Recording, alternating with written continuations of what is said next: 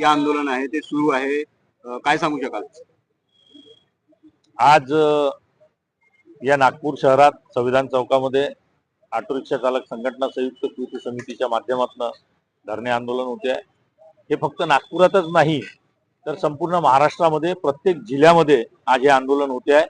या आंदोलनाचं कारण एकच आहे की या सरकारने ऑटो रिक्षा चालकांसाठी कल्याणकारी मंडळ जे स्थापन केलेलं आहे त्याच्यामध्ये ज्या काही योजना दिलेल्या आहेत त्या योजनांचा सविस्तर खुलासा सरकारने केलेला नाही, ज्याच्यामुळे आम्हाला असं वाटतं की ते कल्याणकारी मंडळ आमच्या ऑटो रिक्षा चालकांसाठी फसवं मंडळ आहे। आणि म्हणून काही सूचना आम्ही सरकारला मागच्या वेळेला दिल्यात, मागच्या महिन्यामध्ये 23 तारखेला सुद्धा आम्ही दिल्यात, पण त्या सूचनांना केराची टोपली दाखवत या सरकारने त्या कल्याणकारी मंडळाच्या माध्यमातून संपूर्ण महाराष्ट्रातील आरटीओंना दिशानिर्देश देऊन ऑटो रिक्षा चालक जोपर्यंत कल्याणकारी मंडळाचा सभासद होत नाही तोपर्यंत त्याचा आरटीओ मधलं कुठलंही काम करू नये अशा पद्धतीची जी ताकीद परिवहन मंत्र्यांनी दिली आहे त्याच्या विरोधामध्ये आज हे आंदोलन आहे।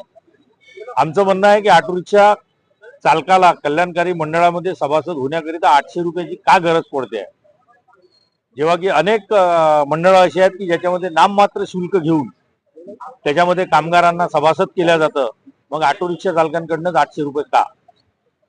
आमच्या ऑटो रिक्षा चालकाला सुद्धा नामदारी शुल्क घेऊन कल्याणकारी मंडळात समाविष्ट करण्यात यावं आणि सरकारला आम्ही ज्या काही सूचना दिलेल्या आहेत त्या सूचना सरकारने त्या कल्याणकारी मंडळात समाविष्ट कराव्यात, कारण की त्या सूचना जर त्यांनी समाविष्ट केल्या नाही तर ऑटो रिक्षा चालकांचं कल्याण होईल असं या कल्याणकारी मंडळातून दिसत नाही आहे। म्हणजे आमच्या समोर प्रश्न असा पडतो की हे कल्याणकारी मंडळ ऑटो रिक्षा चालकांच्या कल्याणासाठी आहे की ऑटो रिक्षा चालकांचे पैसे घेऊन सरकारचं कल्याण करण्यासाठी आहे? आणि म्हणून त्याच्या विरोधामध्ये हे आंदोलन आहे। यासोबतच या राज्याचे परिवहन मंत्री सन्माननीय प्रताप सरनाईकजी यांनी ज्या पद्धतीनं एक मागे दिशानिर्देश दिलेत की संपूर्ण महाराष्ट्रामध्ये ओला, उबेर, रॅपिडो याच्यामध्ये चालणाऱ्या टॅक्सी बाईक ह्या अवैध आहेत असं त्यांनी सूचित केलं आणि तशा पद्धतीचे त्यांनी निर्देश दिले, तरी सुद्धा आज संपूर्ण महाराष्ट्रामध्ये ओला, उबेर, रॅपिडो मध्ये अवैध टॅक्सी बाईक चालतायत। हे कोणाच्या आशीर्वादाने चालताय हा प्रश्न आमच्या समोर आज मोठा आहे। आमचं सरकारला सांगणं आहे की ज्या पद्धतीने आपण बोलतात त्या पद्धतीने आपण कृतीशील राहावं।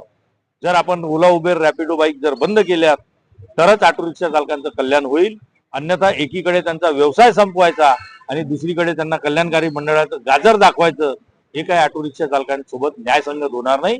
आणि म्हणून सरकारला आमची चेतावणी आहे की जर या आंदोलनाच्या माध्यमातून सरकारने याची दखल घेतली नाही तर येणाऱ्या काळामध्ये हे आज आम्ही शांतीने आंदोलन करतो, येणाऱ्या काळामध्ये संपूर्ण महाराष्ट्रात उग्र रूपाचं आंदोलन होईल आणि त्याला जबाबदार या राज्याचे परिवहन मंत्री असतील, एवढंच आजच्या ठिकाणी।